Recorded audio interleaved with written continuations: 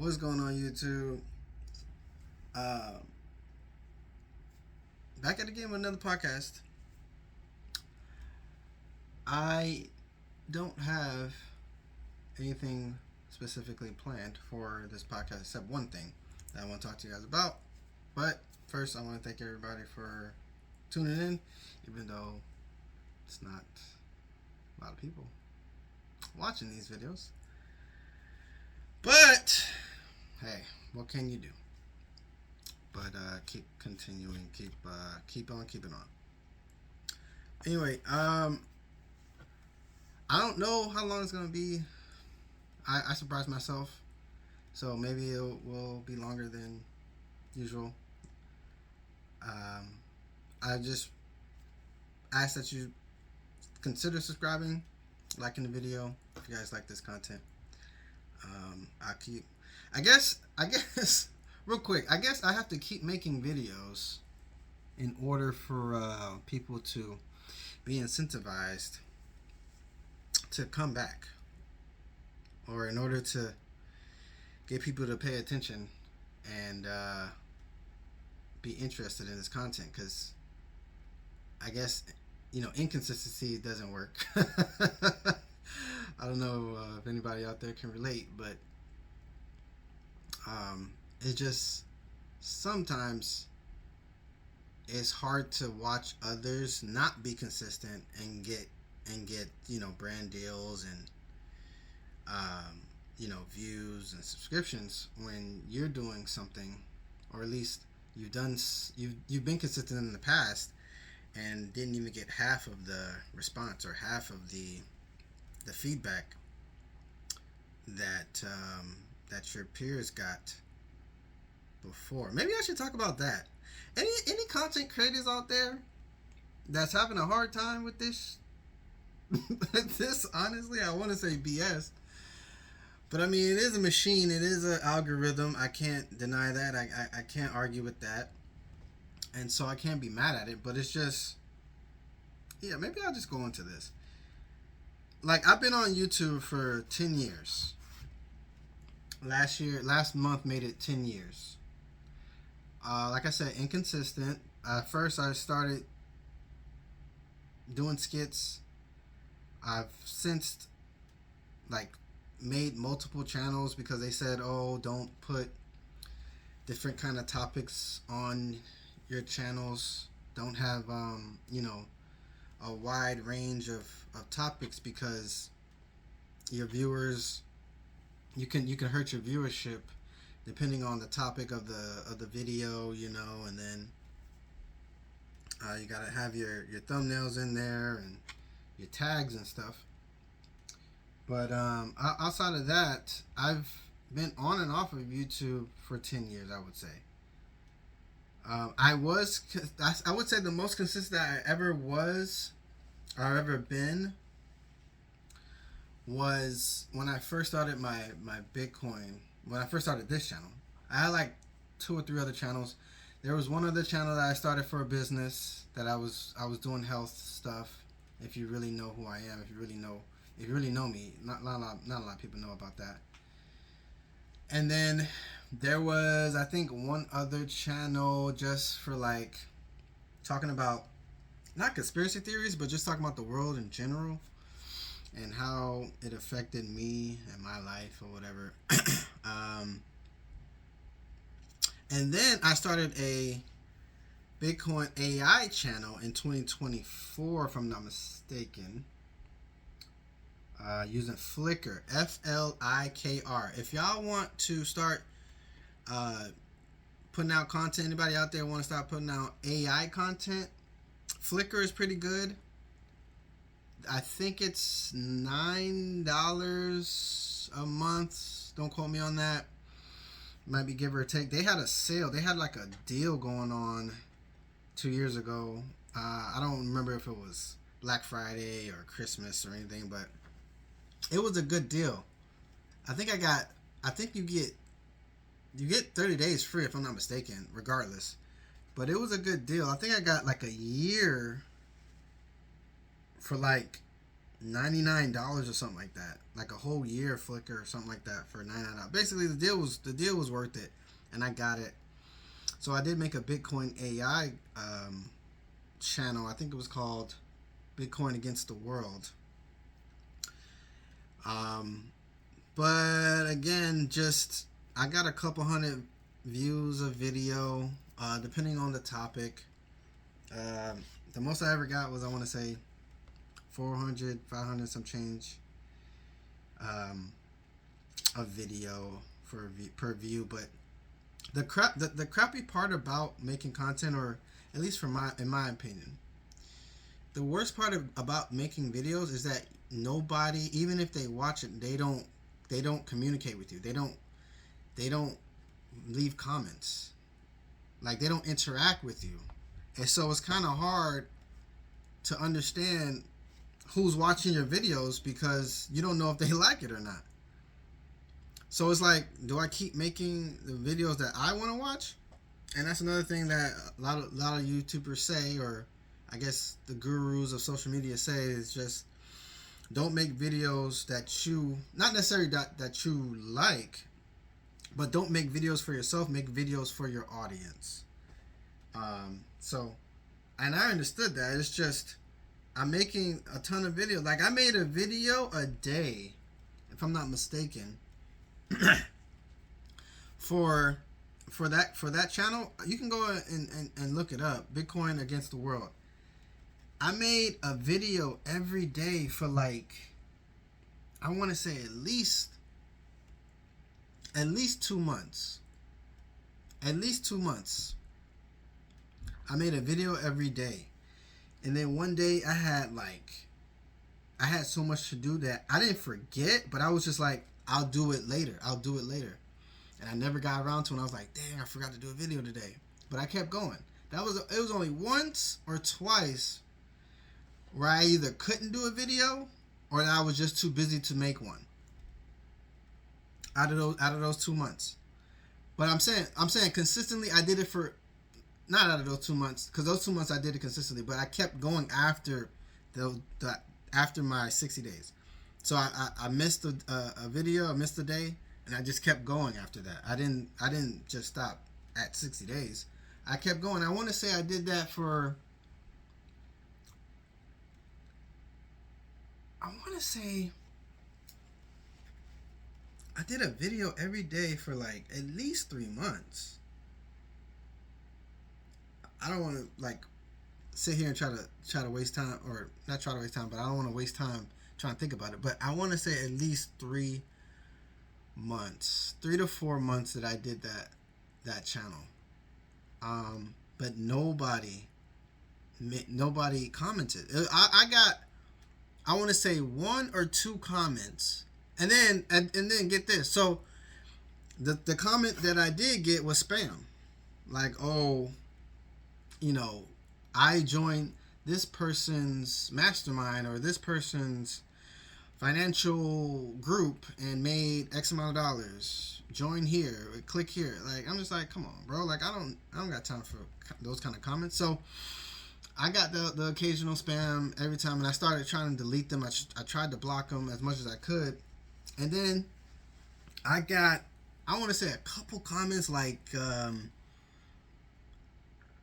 oh, but I see your content, but XRP is gonna do this, or Bitcoin is da da da da da da da, but you could make more money, or you could do this with this other coin. And it was just like, nobody was interacting with the content. Like, nobody was like giving me a reason. I want to say, I mean, I don't know how else to explain it. Nobody was giving me a reason to make video. Like, I just, like, for me, like it's like they said, like, you're making videos for your audience. So how else do you make videos if your audience is not interacting with you? It's not talking to you. It's like a kid acting out, and they don't want to talk to you.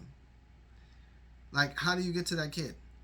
Obviously, if they live with you and they're your child, like, eventually it's gonna happen. But These are just random people on the internet. They're not my children, and they don't have to watch my videos. And so, when they do, they don't say nothing. And so I didn't come on here to complain, guys. I didn't come on here to be negative, or I didn't come on here to just discourage anybody from making content. Please don't take this the wrong way. Please don't take this as me saying, oh, I hate YouTube or anything like that, or content creation is not worth it. No, I honestly totally disagree. I know there's plenty of people on social media, plenty of people on YouTube, be it Facebook, be it Instagram, even X and TikTok, making a lot of money right now off of social media, off of videos. It's just, I guess I haven't cracked the code yet. And sometimes it's a little frustrating.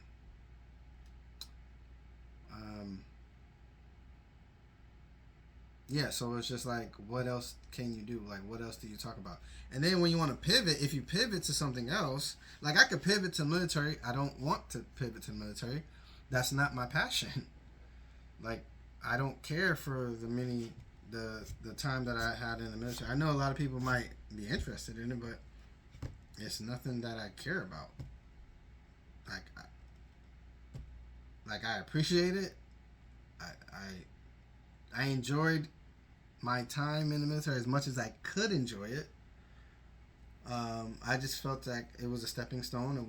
It's not my life. It's not a career, in my opinion. It's not a career move. So why would I talk about that? And I don't believe that every man should be in the military, even if they're healthy enough to be in the military. Like, try something else. There's other things that you can do. Now, if you got no choice, you down on your luck, you out of, what I'm saying, you are just, maybe a bad apple. Most bad apples don't consider themselves bad apples, but you just don't know where to go. You just need to start over. Of course, military is perfect for you. Military is great. But am I going to sit up here and try to preach or try to convince somebody to join the military? No. For what? It's not my goal. It's not something that I talk about every day. And just for disclaimer, I have not been to war, so that's not a reason. Like, oh, he's just been through so much that he doesn't want to talk about it. No. I don't. The military is the last thing on my mind. Like, I do not think about the military, my time in the military. I mean, if something I see on the internet or somebody says something that reminds me of it, yeah, but I'm not thinking about my time in the military.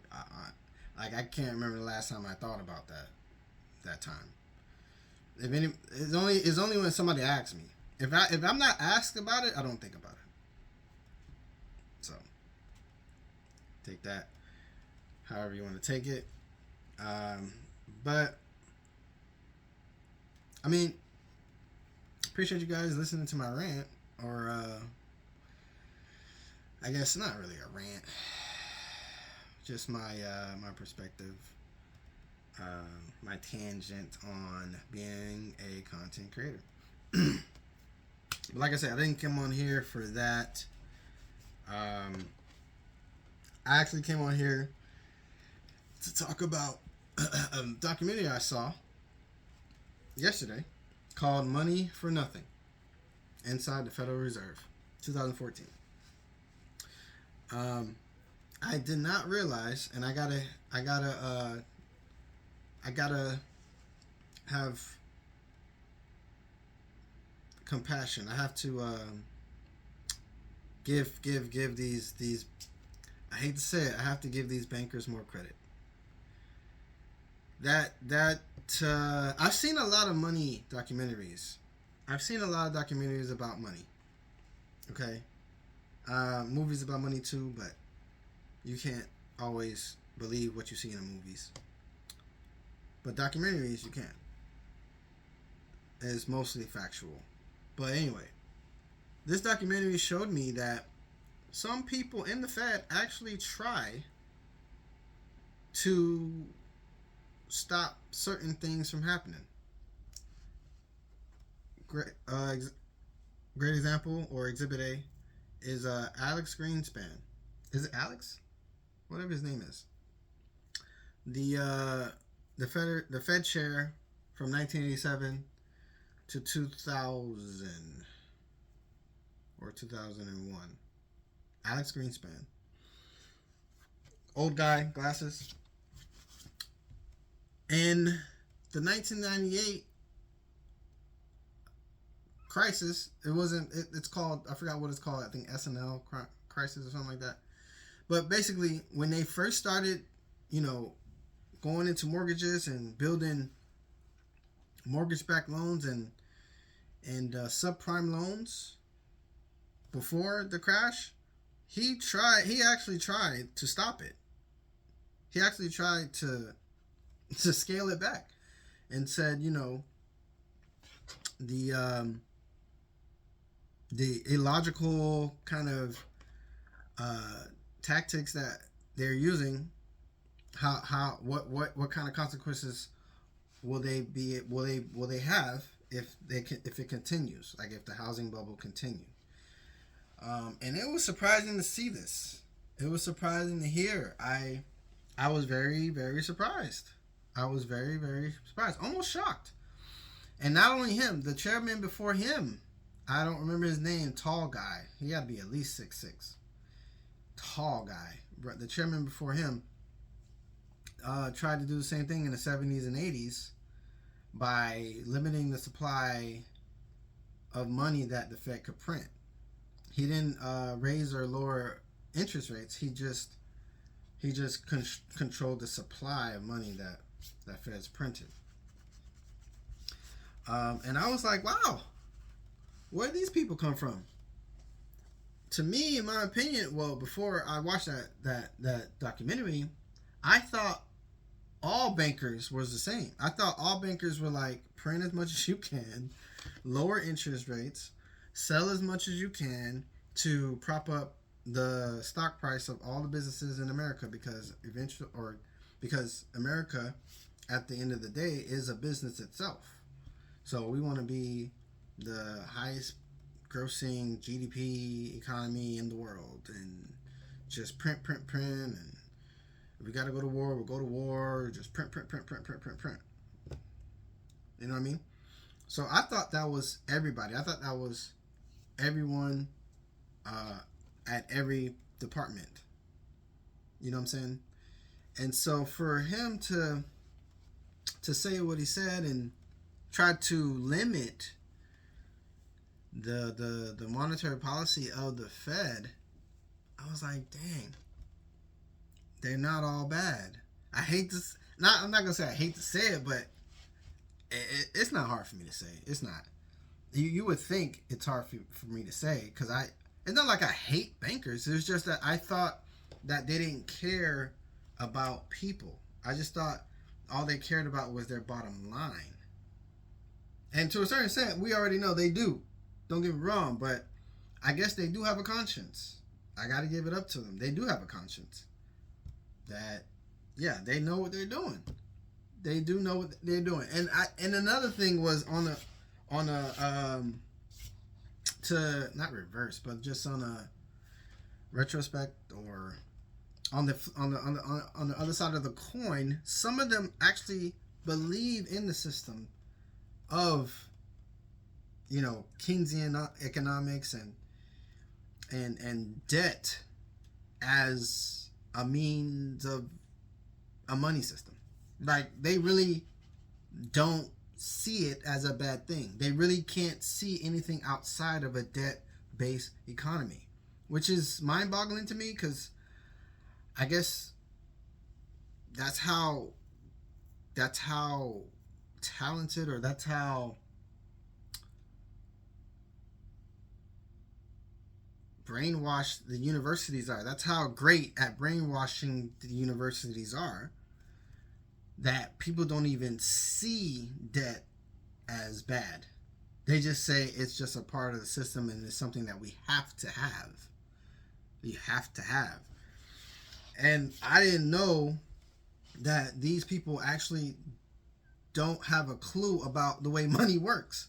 If you really think about it, like if you say, yeah, yeah, we're gonna start a new money system. It's not gonna be the dollar. It's gonna be something else, and you're not gonna be able to take a loans out of it. You're not gonna be able to, leverage it. You're not gonna be able to use debt as an instrument. We're just gonna, supply the people or supply citizens with a maximum amount, and it's never gonna go down in value. It's never gonna go up in value. It's just gonna be stable, like kind of like a stable coin. And they're gonna be like, so wait, but how are we gonna borrow against this? How are we gonna lend this out? How are we gonna make money off of money? And it's like, that's not even a money system. That's not how it works. And they're like, wait, how's that gonna work? What about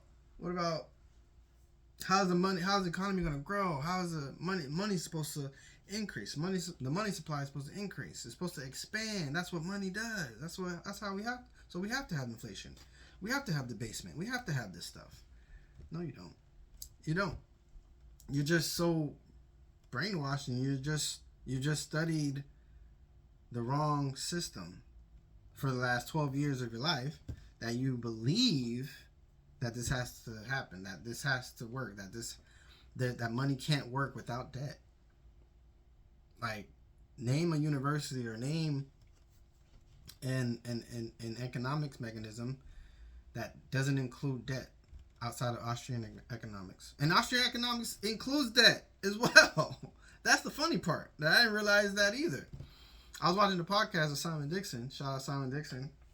To anybody who wants to go deep down the rabbit hole, watch Simon Dixon's content.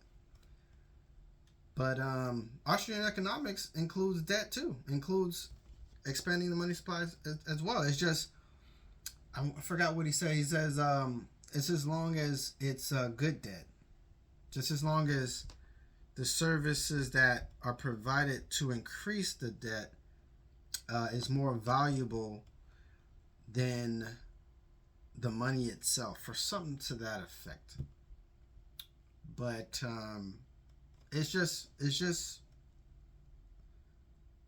almost mind-boggling to see that people actually, in the Fed, people in the governments, people that works in banking and finance and politicians don't even consider a world without debt. And they legitimately can't understand anything outside of that realm. Can't understand a system without it. Like, legitimate, like literally innocent. I'm not a profiler. That topic though is so amazing to me. I love the idea of behavioral science, behavior analysts, and the FBI and all that. But that's a side note. I'm not a profiler, but you can just tell by the way these people talk that they're innocent. Like, they don't know what they're doing. They really don't. And they're just doing the best they can. I keep wanting to say I hate to say it, but it's not that I hate them, or it's not that I want, or that I feel like I'm being bested, or it doesn't feel like I'm losing if I or I'm giving in to the system. It's not really that. It's just I understand now. Of why they say the things that they say, why they do the things that they do, and how can they move the way they move. It's just because they just working in a system that was given to them. They didn't create the system. So I can't even be mad at them. Nobody can be mad at them. All they're doing is managing the bullshit, managing the crisis, managing the mud, managing the shit that's already there. So they try to put glitter and gold and package it up with wrapping paper, pretty wrapping paper and shit, to make it look like it ain't shit. But it is shit. It's all shit. It's all bullshit. It's all bullshit. And the thing about it is, like, they know that, but there's nothing that they can do to change that. And that's where I have the compassion at. That's where I see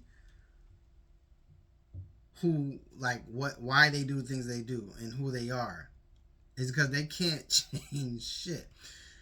And going back to Greenspan, there's one thing, when he did try to change, or when he did try to like pump the brakes on the fiscal, on the monetary policy, and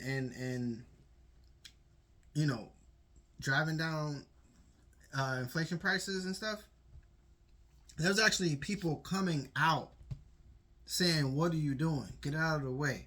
Why are you trying to, you know, bottom out our profits? Why are you trying to stop our profits? Why are you trying to stop us from making money? And like, what? Come on, man. Really? This guy was trying to help these people. These guys were trying to help investors. And all he could say was, well, who am I to get in the way of investors and their money? That's all he could say.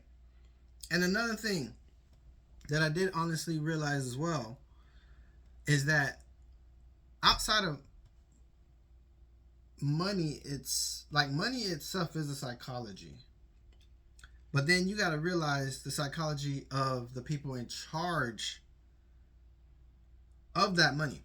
It's like, and they're no different than us. They're no different than us. Because one thing that one of the guys said, one of Alex Greenspan's colleagues said, is that he wants to be liked.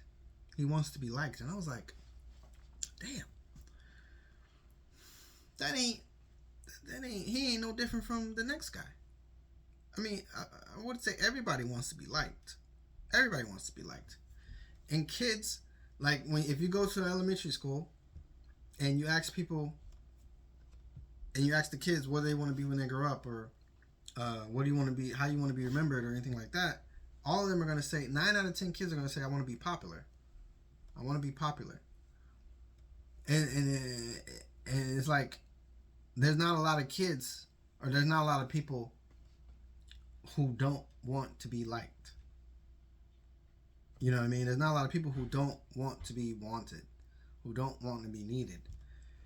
And so when he said that, I was like, So technically, outside of training and certifications and expertise and experience in a particular sector of that world, the finance and credit and traditional banking world, anybody could be the Fed chair. Because, and get this, Greenspan didn't have no banking experience. None whatsoever. No banking experience. And I was like, dang.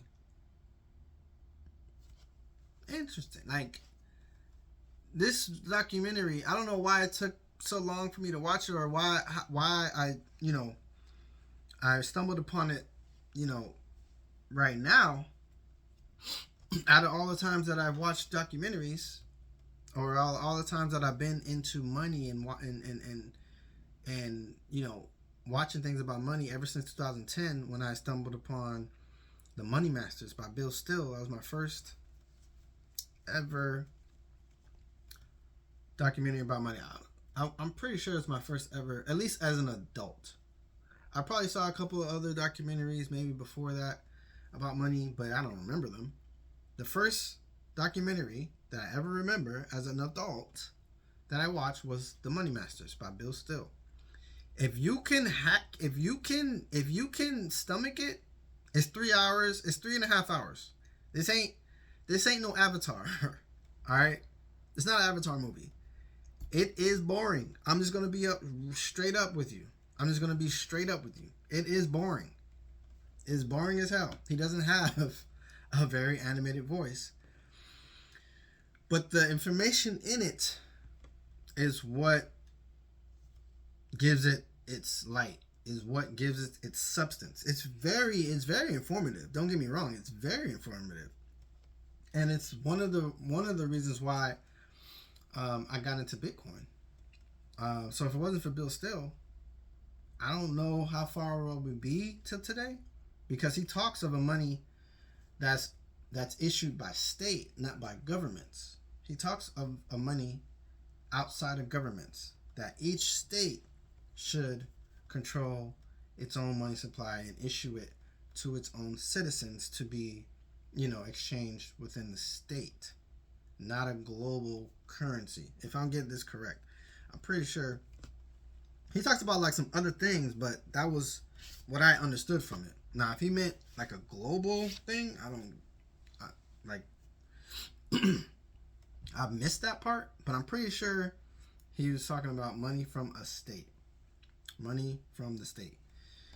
I don't know about international stuff, but he was just saying every state should own its own currency, and every state should control the supply of money, and outside of government control. And so that sparked something in me. It didn't go nowhere because Bitcoin was available back then. Nobody knew about it. I didn't know about it. If I did, I would have bought Bitcoin. But I just kept moving. I just kept pushing. I just kept living, trying to figure out, okay, I gotta figure out a way to invest in a separate money. Whenever I find it, whenever that happens, whenever that comes about, whenever I discover that kind of money, then I'll make sure that Bill Still is in it, and if he's in it, I'll definitely buy into it. I don't even know if Bill Still owns Bitcoin, but hey, it is what it is, man. Real quick, I'ma pause this. Why am I telling y'all this? Let me just pause it. Never mind. I'm hungry. Y'all hungry? But anyway, I gotta give credit to the bankers, man. That's all I want to say. Well, not all I want to say, but I definitely, if y'all can give that a watch, definitely give it a watch. Money for Nothing inside the Federal Reserve. If y'all can try to stomach it, if y'all can, get through it, watch The Money Masters by Bill Still as well. And I'm humbled, I guess, if I needed to be. If I wasn't already, I'm humbled by that documentary, because, like I said, man, I just thought they was just like, fuck it all. Nobody cares if you're poor. We only care about the rich. All your assets is gonna increase in value. All the money is just gonna be siphoned into the rich. If you're not rich, oh well. Find something else to do. Find a way to get rich. Like, I just thought that that's all they cared about, was just the rich, and just businesses and people who created wealth inequality. Honestly, like, not even wealth instruments, just wealth inequality to better the rich, to make the rich richer. You know what I mean? So I honestly thought that was everybody in finance. It was everybody, at least in I don't want to say banking, because I know somebody in banking. I know somebody who works at a bank. He's a loan officer. I know somebody who's a bank teller before. I'm not saying banking. I'm saying like people in the government who control money. Basically the Fed. I thought those were their I thought that's what their manifesto was. I just thought, their motive, their MO was just fuck the people, let's get rich. You know what I'm saying? So I gotta change my tune, I guess. I gotta be more mindful and give them more credit. I gotta give them more credit, man. I give credit where credit is due. So they tried to stop this. They tried to, and not maybe not stop it, but they tried to at least slow it down and they knew a crash was coming, but there's nothing that they could do about it. And that's one fact that I didn't realize wasn't something that I could be at fault, that I can put them at fault for. I can't blame them for letting the crash happen, because everything that they tried, they either didn't work, or the system that they've built and the system that they were indoctrinated in was already bullshit, was already something that was going to crash regardless. So there's nothing nobody can do about it. There's nothing nobody can do. Not even me, unfortunately. But we got Bitcoin, though. We got Bitcoin. Maybe they would change their tune and create a Bitcoin standard. I don't know what the hell Trump's doing in office. He signed a Bitcoin strategic reserve, and that was the last thing we heard of it back in January of 2025. That's the last time we heard of it. It's been a year already. Haven't heard nothing about it at all. The last thing I heard about it was just, we're not gonna buy Bitcoin. We're gonna take it. What's another word for take? When they take your take your assets, or basically they're gonna take it from people. That's the last thing I heard, and that was from Scott Dissent, if I'm not mistaken. Last thing I heard about a Bitcoin strategic reserve. And so I am not expecting much from this, at least not from this administration, at least not from Trump, because he said he was going to audit the gold, but what happened to that? Like, come on, bro, for what? Anyway, so you gotta take what he says with a grain of salt. And then they got Senator Lummis. Cynthia Lummis said she's going to try to push for the Bitcoin reserve to try to use Bitcoin. And then somebody else said we were going to use taxpayer money, or maybe Trump, maybe it was Trump.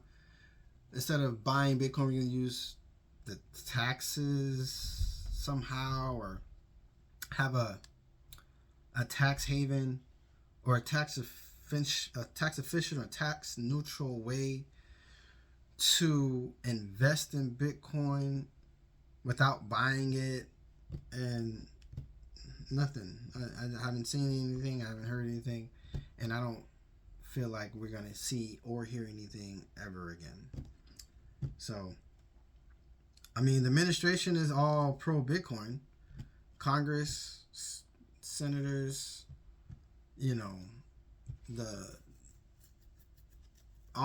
everybody's pro Bitcoin, but ain't nothing happening. Ain't nothing happening. Like Howard Lutnick, his son, and I forgot his position. I forgot the title of his job. Secretary of Treasury.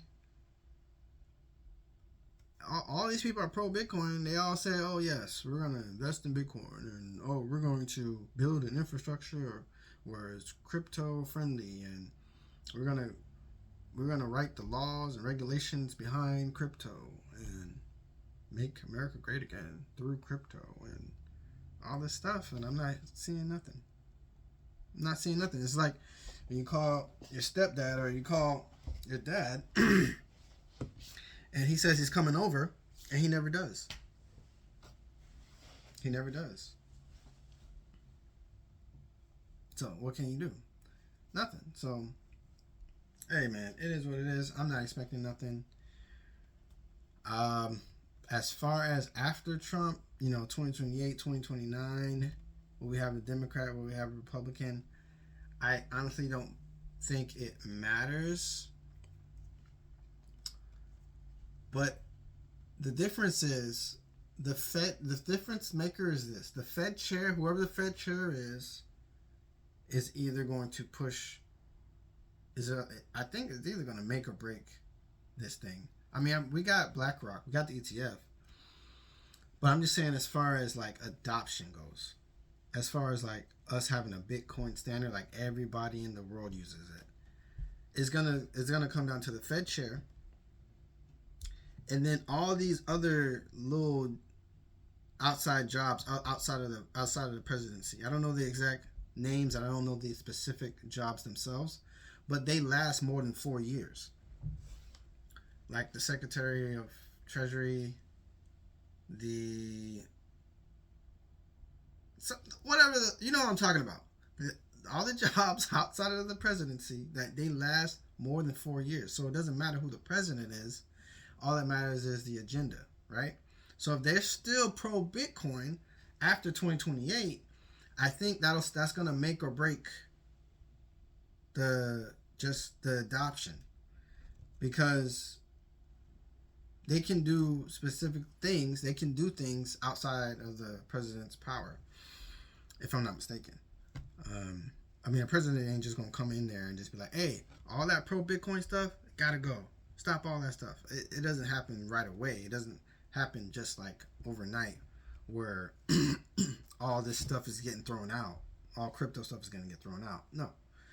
So as long as that stays in place, I don't think that it matters who we have in office. It's just what they do in office, which, like I said, I don't really expect nothing from nobody. I don't expect nothing from nobody, and that's why I don't vote. Oh, surprise, surprise! I didn't vote for Trump the first time. I didn't vote for Trump the second time. So it is what it is. But now, when you say, so what's the future like for me? What do I think the future is for Bitcoin if nothing gets done politically and throughout Congress and throughout all this politics stuff? I say this. I say there's just going to come a point where it's going to be the haves and have-nots, but not monetarily, not in cash reserves, or not people who have money. It's just going to be people who have Bitcoin and people who don't have Bitcoin. And at that point, there's just going to be crypto friendly cities, or there's just going to be Bitcoin friendly cities or islands that when you're there, you can either pay with cash or whatever you want to pay with, or you can pay with Bitcoin. And then some of them are not going to take anything but Bitcoin. Now, what kind of world would that be? I'm not sure, because there's supply chains and there's import export, goods and services that are not on a Bitcoin standard, and so I'm not sure if it's even plausible to have a Bitcoin standard for certain products and services that can be shipped locally, shipped globally, and internationally.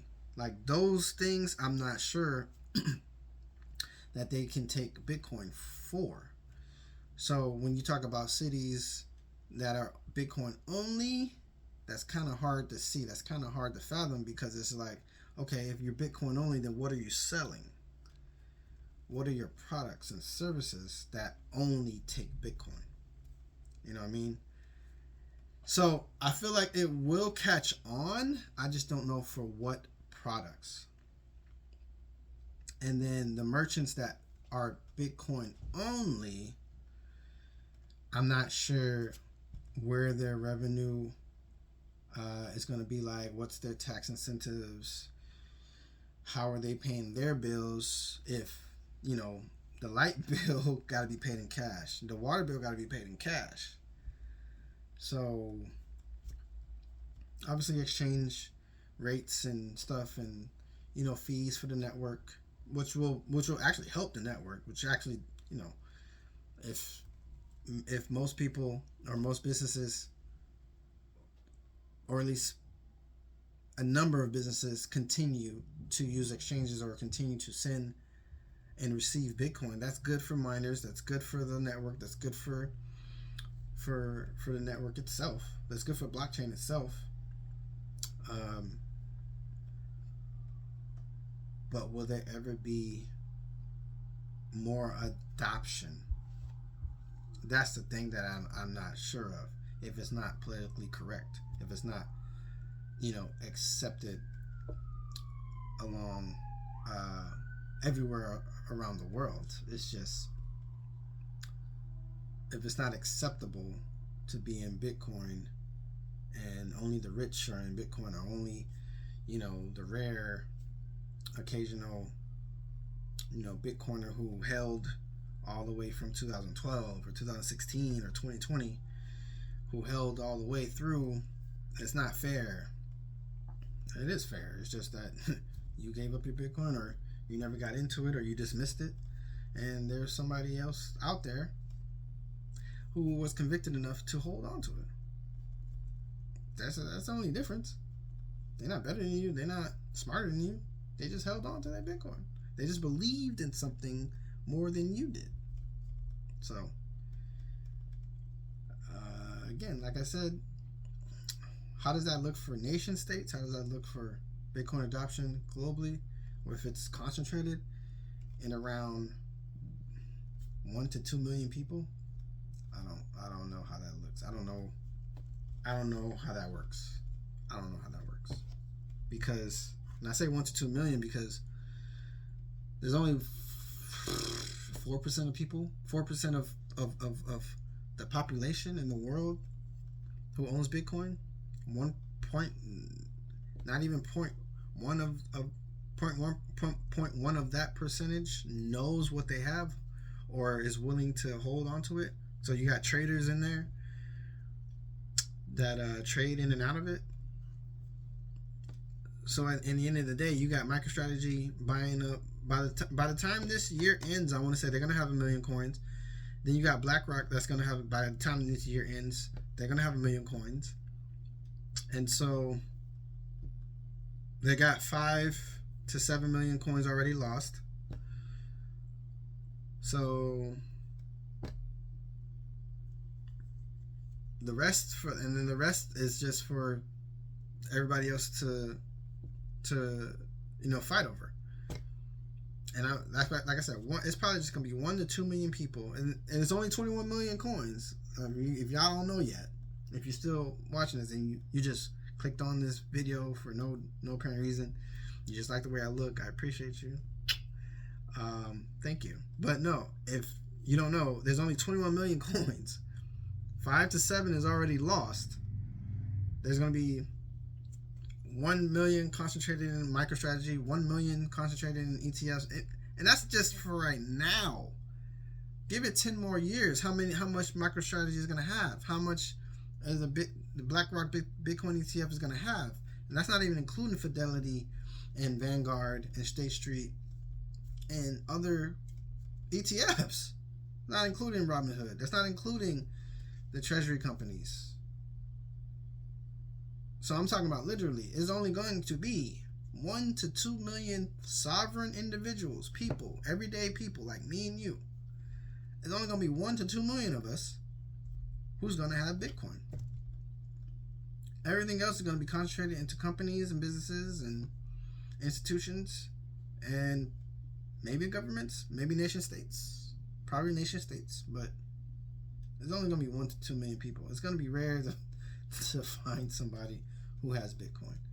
I didn't believe that at first, but now that I think about it, literally, like right now, that is so true.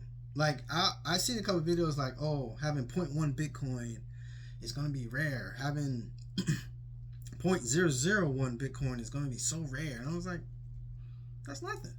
What are you talking about? Rare? What are you talking about? And now I get it. Because people are going to sell. People are just going to sell. They're not going to keep their Bitcoin. They don't have that.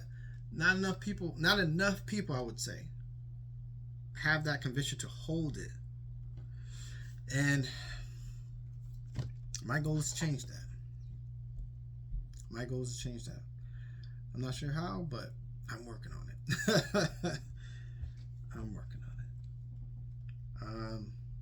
But yeah, guys, so. Alright, y'all. I mean, that's about it. That's what I wanted to say. That's all I wanted to get out. There's also, I mean, it's not really, it's minor. There was a video with Danny from Bitcoin Did It, or What Bitcoin Did. He interviewed Michael Saylor, and Saylor kind of spazzed out on him about the question about Bitcoin treasury companies. Since I brought up the topic, and like, what do you think about, is it sustainable, and these Bitcoin treasury companies don't do anything, and Michael Saylor is like, you're ignorant. He just came out and said that, Danny was ignorant, and that shows your I guess misinformation and uneducated about the way Bitcoin treasury companies work. And to Danny's defense, I get where he was coming from, because it's like anybody could just start a business, and then when you ask them, okay, hey, what do you do? They're just gonna be like, oh no, I just buy Bitcoin and keep it on my balance sheet. And it's like, why? That's all you do is just buy Bitcoin. Why even start a business? So I guess I kind of get where Danny was coming from in that regard. But Mike is actually right. I'm not going to say he's right for like calling him uneducated and calling him ignorant. I feel like that was a reach. I feel like, I'm not going to say he did it for the cameras, because he actually did it for real. Like, you could tell he was being honest, because you asked me a question, so I'm just going to give you my really honest opinion. And he wasn't trying to like make Danny feel bad. You could tell he wasn't doing it on purpose. He was just trying to get Danny to see that his question was very stupid. And I understand, because Mike was just continuing saying, you're criticizing people who create businesses and buy Bitcoin, but you're not criticizing people who create businesses and don't buy Bitcoin, or just dismiss Bitcoin, or disregard it altogether and don't believe in it. So I guess Mike, he is right. Like, he has a point. Like, you're not talking about them, but you're talking about businesses that actually want their wealth to grow in value, actually want to spend the time and the resources and create a fund, a treasury of money that increases over time, and you criticizing that? Like, come on, bro. You gotta do better. So I do get, Mike is right. Mike is right. I do get where Danny was coming from. And so, did he deserve to be spazzed on? I don't think he deserved it.